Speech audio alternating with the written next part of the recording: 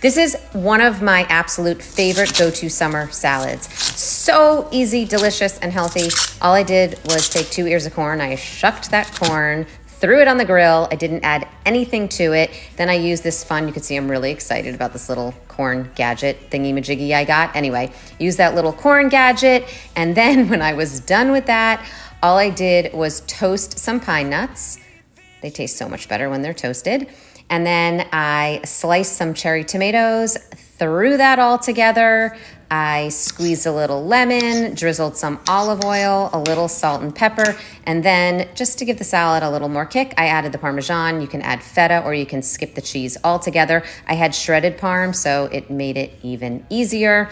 So easy and delicious, and that was a little side lunch salad today.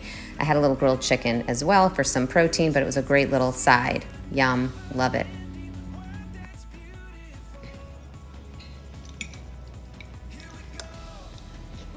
So good.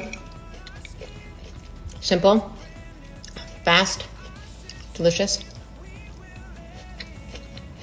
Making it all summer long. Shouldn't eat my hair though.